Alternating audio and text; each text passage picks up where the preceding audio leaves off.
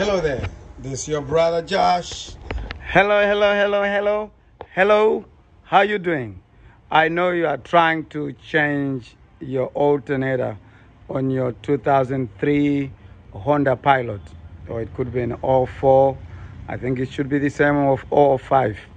Here we go. It's gonna be short and brief, to the point. I'm not gonna do a tear down procedure, but I'm going to give you a heads up on the things you should look for. All right, you ready? Let's go. Okay, so here we go. First, you're gonna loosen up the bottom cover at the bottom. You need to loosen it up. Okay, and you're gonna take out the top cover here. There's a cover here. Pull out the top radiator hose, push it back, stick it in there. Okay, and put a drain pan at the bottom. You're gonna pull out that pipe there. Be careful when you are removing that little pipe there. Don't yank it. Take your time. You don't want to break that overflow pipe for the radiator. Okay. This car, it's labor intensive to create room. 99% of it is you just creating room. Caution. There are a lot of plugs that you are going to unplug, electrical plugs. So what you want to do is make sure when you are putting back, all the plugs are plugged in. First, you want to go at the bottom, fold back this cover here, fold back. You can either use maybe some cable, whatever you want to use, fold it back. You may not need to take the back pins out, just fold it back. Once you fold it back, then you have 2 screws, 2 bolts holding your fan at the bottom. Take them loose. You are also going to have a bolt holding this bracket here, the one that holds your latch for your hood at the bottom.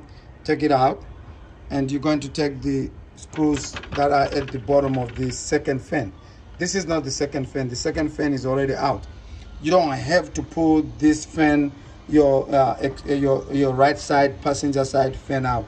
You just need to slide it this side to create room.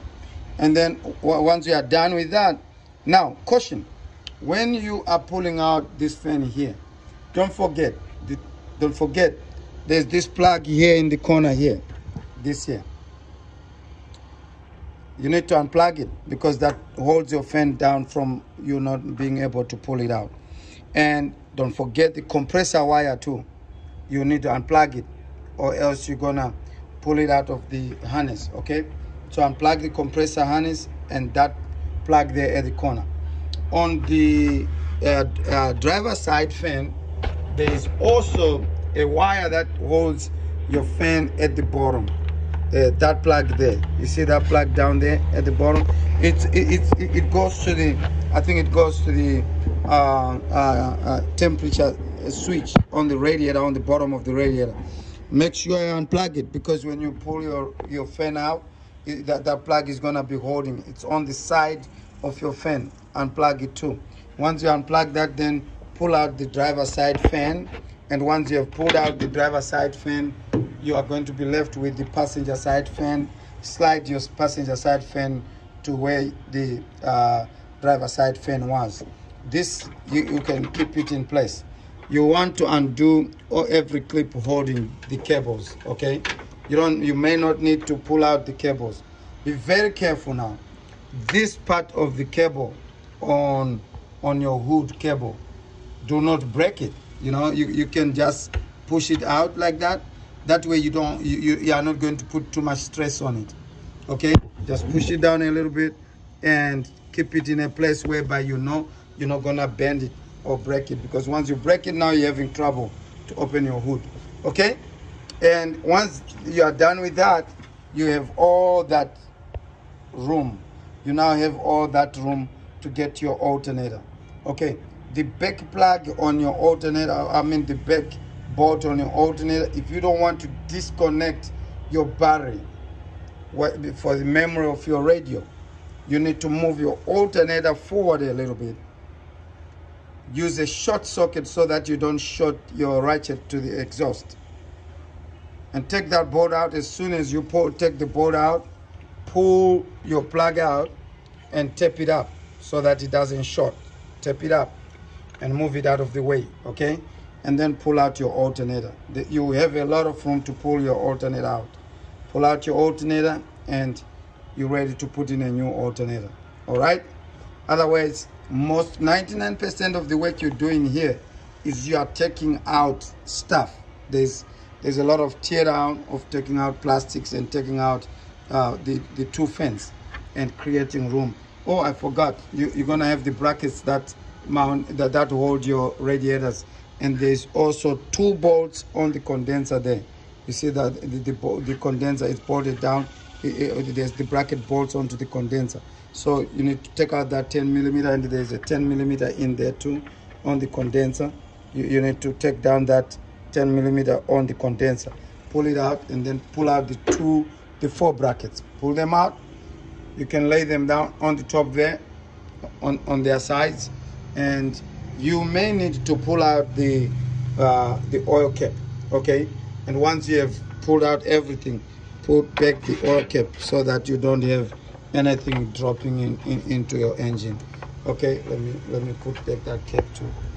It has been a lot of labor work of just stripping, and once you get to the alternator, getting the alternator out is no big deal.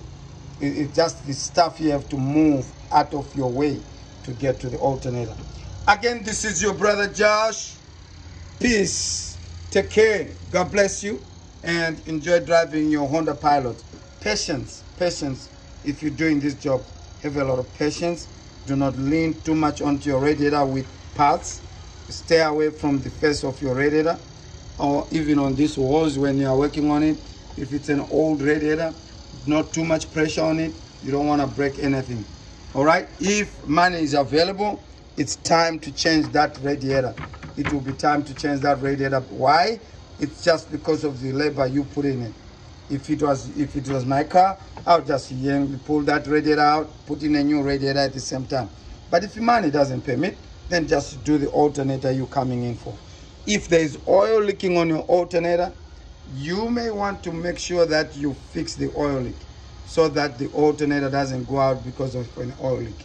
99%, many times you may either have your alternator failing because of age or oil leaking on it. So if oil is leaking on your alternator, change it.